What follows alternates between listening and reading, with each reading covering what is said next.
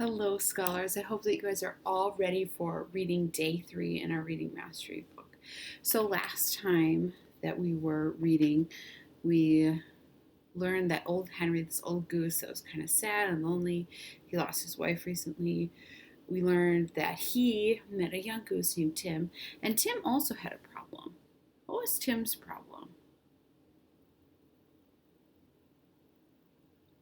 That's right, he had hurt his leg, so he never learned how to fly, and now his flock was gone, and he was still in Canada because he didn't know how to fly.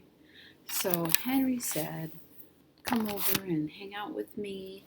I'm lonely and I would like your company, right? I'd like to chat with you and see how everything is going.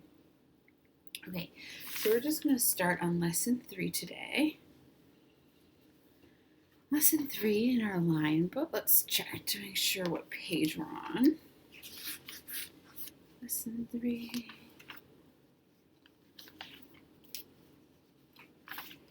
We are on page 7. So everyone find page 7 in their Lion Reading Mastery book. And I'll be here in my teacher book, as always. Okay, so the columns today are a little bit different. So if you look at column 2, do you notice that there are part of the word that's underlined? We're going to say that part first, and then we're going to say the whole word, okay? So just be ready for that, okay? But before we get started with that, let's start with column 1. Column 1, everyone find column 1, touch column 1. The first word is equator. What word? Equator. Word 2 is flocks. What word? Word 3 is breeze. What word? Word 4 is answers. What word? Word 5 is above. What word? Word 6 is flyers. What word? Okay, so good job. Remember, this second column, we're going to say the first part first, and then we're going to say the whole word. Word 1, what's the first part? Glide. What's the whole word? Glided. Word 2, what's the underlined part? Sud. What's the whole word? Sudden. Word 3, what's the underlined part? Train. What's the whole word? Training. Word 4, what's the underlined part? Any. What's the whole word? Anymore. Word 5, what's the underlined part? Dive. What's the whole word? Dived. Okay, so I'm thinking of one of our vocabulary words, one of the words in the columns. I see it. I'm going to give you a few hints, and you're going to try to see if you can figure out which one it is, okay? So your first clue is that it's in column 1. It is a noun, so it's a person, place, thing, or idea. You can touch it, right? It's a noun. It's a plural noun, so there's more than one. Okay, now there's 2 that it could be. It has 1 syllable. Okay, so it's in column 1. It's a plural noun, and it has 1 syllable. Which word is it?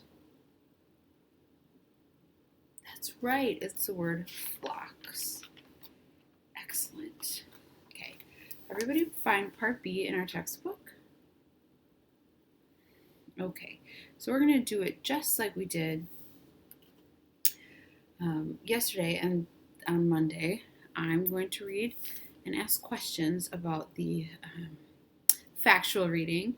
Then I'm going to read through the story, ask questions, and then you're going to read the story on your own out loud. Okay? So here we go. Find part B in your textbook. We're going to read the next story about Henry. First, we'll read the information passage. It gives some information about directions on a map. I'll read. Make sure that when I'm reading that you're following along in your book. Okay, everybody touch the title. Everybody, what's the title? It's called Directions on a Map. Very good. Okay, directions, that's not what it says, is it? I was trying to trick you. It says directions on maps. Here we go. The geese in the story you're reading go from Canada to Florida in the fall. In which direction do they go? South, that's right, they migrate south in the fall. In which direction do they go when they go from Florida to Canada? North, very good. Maps always show 4 directions: north, south, east, and west. North is always at the top of the map. South is always at the bottom of the map. East is always on this side of the map. So there's an arrow that's going to show you east. It would be on the right side of the map. West is on this side of the map. There's an arrow which points to the left side. Okay. Map 1 shows the directions on all maps. Touch the circle in the middle of the map and move your finger to the top of the map. So if I put my finger on this red dot and I move to the top of the map, which direction is my finger going? Which direction did you go? North.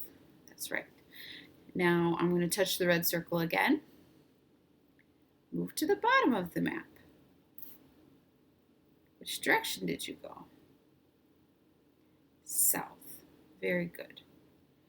Touch the circle and move to the number 2. So put your finger back on that arrow, the circle, excuse me, and move your finger to number 2. In which direction did you go? East. Very good. Touch the circle and move to the 4. In which direction did you go? West. Very good. Map 2 shows Canada,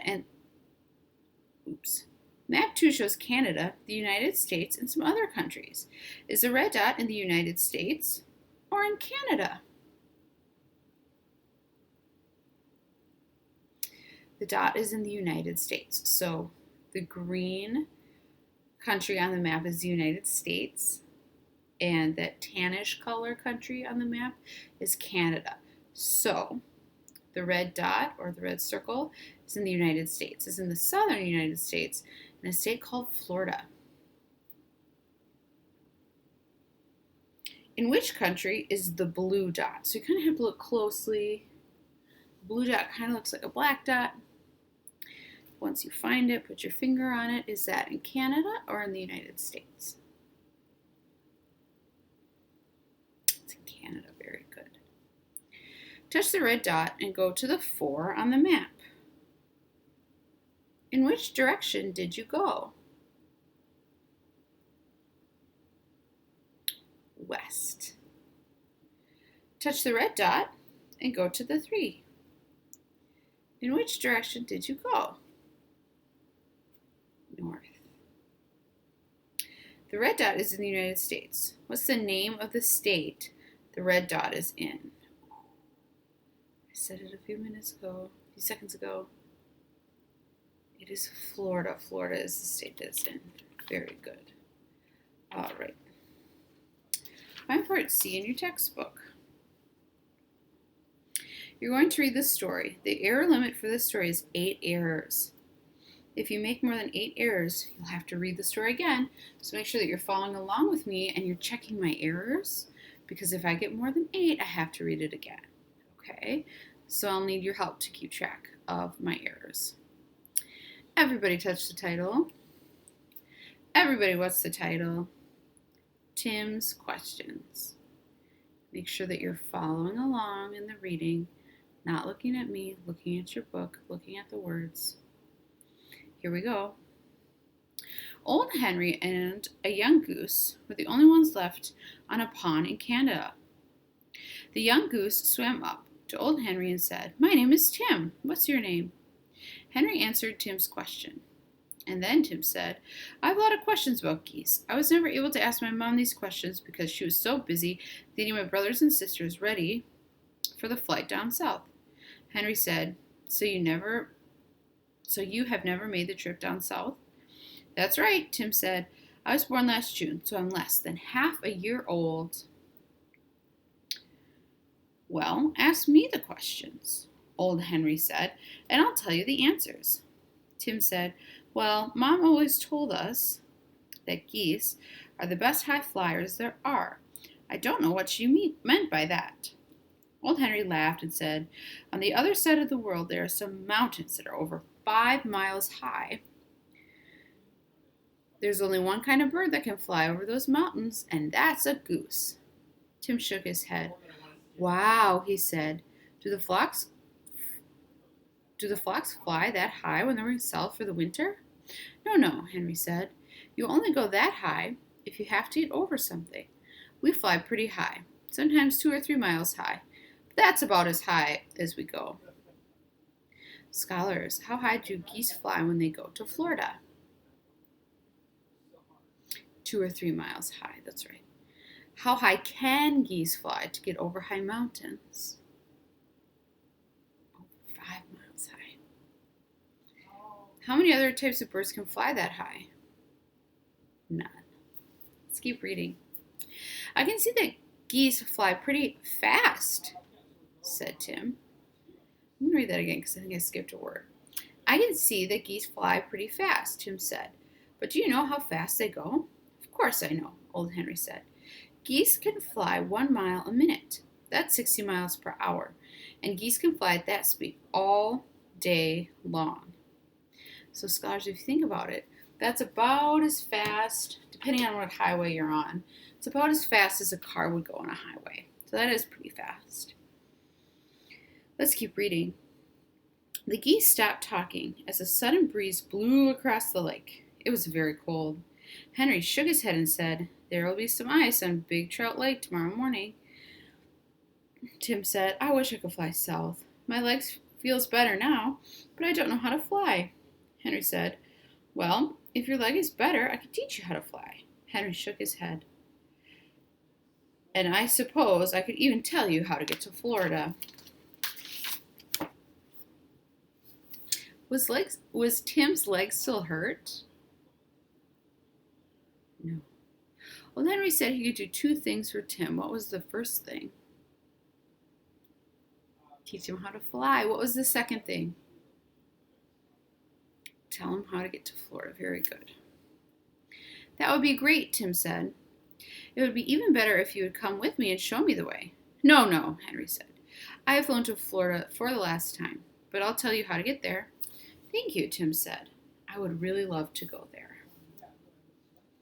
Okay, so now Tim and Henry have acquainted themselves with one another, so they've introduced themselves and they've become kind of fast friends, and Henry has agreed to help out Tim to learn how to fly and to tell Tim how to get to Florida. Okay, so everybody turn to page 3 in their packet. Oh, Reading Mastery Packet number 1, packet for lessons 1 through 12. And we see a beautiful Venn diagram. Venn diagrams are great for comparing and contrasting different things. So I'm super excited that we get to fill one out today. So lesson 3, the directions say, in this story we have met 2 geese. One is named Tim and one is named Old Henry. Some things about these geese are the same, and some things about them are different. Use the Venn diagram below to compare and contrast the 2 geese. Make sure to write Tim above one circle and Old Henry over one circle. Okay. I'm going to write Tim over that one and Old Henry over that circle. Okay. So Tim, and then Old Henry is over here. Old Henry, Tim. And then do you see this part in the middle? We're going to put 3 things that are the same between Old Henry and Tim. Okay? But before we go any further, I'm going to read the rubric to make sure that we have everything we need. Okay, the first point says, part of the question is in my answer so that it makes sense to readers. That is for the part at the bottom. Second part says, all parts of the question are answered. Okay. Number 3 says, there are 3 similarities and 3 differences between Tim and old Henry. And then a thoughtful text-to-self or text-to-text connection. 2 examples are given. Oh, so we have even a little bit more writing to do today. Okay, so we need to make sure there are 2 examples. Capitalization and proper punctuation. We got that one. That one's an easy point. Okay, so to get started, I'm going to write 3, or just draw 3 bullet points for Tim, both, and old Henry.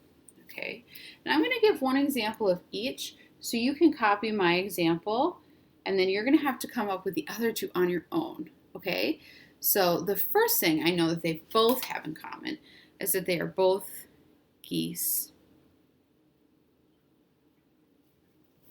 So I'm going to go ahead and write geese right there in the middle. What is something that is different between Tim and old Henry? I know that Tim never learned how to fly. So I'm going to write Tim can't fly and old Henry can fly. Okay? So I put that Tim can't fly and old Henry can fly. Okay? So you on your own need to come up with 2 other similarities that they have. Okay? 2 other differences that they have. If you're having trouble, see me at my office hours and we can certainly come up with some similarities and differences together, okay? Okay, so now let's go down to the question down here. Are you more like old Henry or Tim? Why? Be sure to include 2 examples. Okay. I know that I need to put part of the question in my answer. So I'm going to start my answer off like, I am more like, then I'm going to choose old Henry. You don't have to choose old Henry. You can choose Tim if you're more like Tim. I am more like old Henry because, what are 2 reasons that I'm like old Henry? Oh, I know. Old Henry is teaching Tim how to fly. I love to teach. That's what I do for a living. So I am more like Henry because I love to teach. I'm also old. And I am old and tired. I don't know how true that is. I'm not that old. So, do you see how I have my 2 examples and I have part of the question in my answer? Now I have a whole almost 2 lines that are blank. In this example, that's okay. This would be a really good answer, okay? All right, so that's all I have for reading today. Make sure that after you stop this video that you read the story out loud to a parent, a sibling, a pet, a stuffed animal, or to yourself. And then you need to do page 3, lesson 3 in your Reading Mastery packet number 1, the packet that has the geese on it. Okay? Awesome job today. I'll see you tomorrow for reading. Bye-bye.